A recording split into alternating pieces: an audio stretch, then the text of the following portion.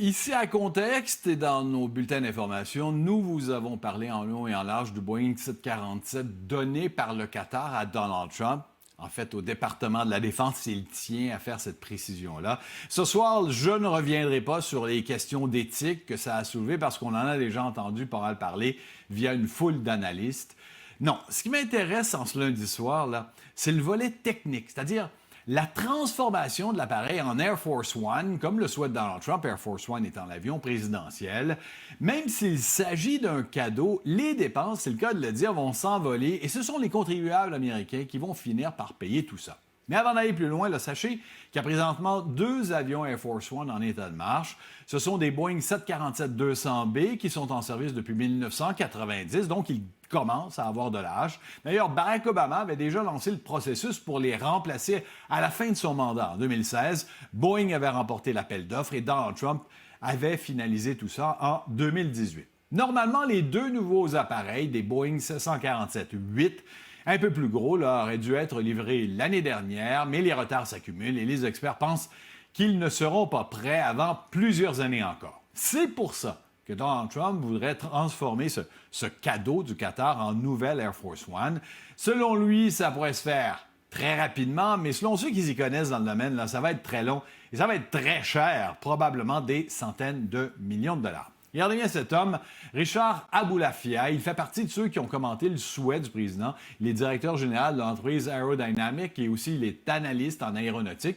Un gars qui sait de quoi il parle. Eh bien, il a dit à mes collègues du média public NPR que le désir de Donald Trump de transformer rapidement l'avion était un fantasme, ni plus ni moins. Vous allez comprendre pourquoi. Regardez d'abord à quoi ressemble la configuration du Boeing telle que les Américains l'ont reçu du Qatar. À l'étage supérieur, il y a le cockpit, la classe affaires, un lounge de luxe et une cuisinette. À l'étage principal, vous avez 2 chambres, un salon et un bureau privé, d'autres lounges aussi, des sièges pour les passagers. Bon, tout a été pensé pour satisfaire les désirs les plus luxueux d'un milliardaire excentrique. Malgré tout, ça ne répond pas aux exigences d'un avion qui doit être conçu pour transporter l'homme le plus puissant de la planète, menacé de toutes parts. Donc, la première étape sera de retirer de l'appareil toutes ces choses si belles, si magnifiques que Donald Trump aime tant.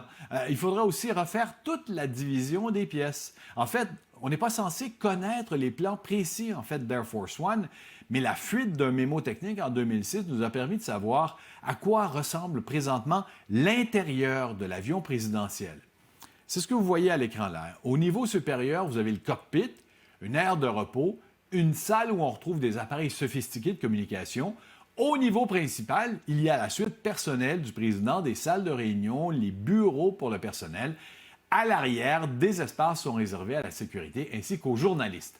Mais la question de la configuration n'est pas la seule chose qui fait l'objet de modifications. Il ne faut pas oublier qu'Air Force One, c'est en quelque sorte une Maison Blanche volante. Alors, il y a plusieurs ajouts technologiques qui doivent être effectués de manière à ce que le président puisse travailler confortablement et faire tout ce qu'il pourrait, qu'il devrait faire à la Maison-Blanche. Ça inclut les appareils qui doivent protéger l'avion de l'onde de choc d'une bombe nucléaire. Il faut aussi installer un système de contre-mesure pour déjouer une attaque de missile, ajouter le dispositif qui permet de refaire le plein en vol. Air Force One possède même une salle d'opération qui permet d'effectuer des chirurgies de base d'urgence. En plus de tout ça, il faudra passer le cadeau du Qatar au peigne fin pour s'assurer qu'il ne contient pas d'équipement de surveillance ou d'écoute électronique.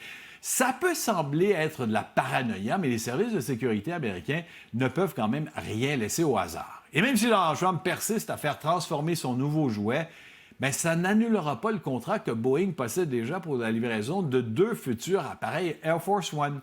Tous les nouveaux coûts vont s'ajouter à la facture déjà salée du projet. Bref, derrière ce cadeau prestigieux, il y a tout un casse-tête logistique et financier.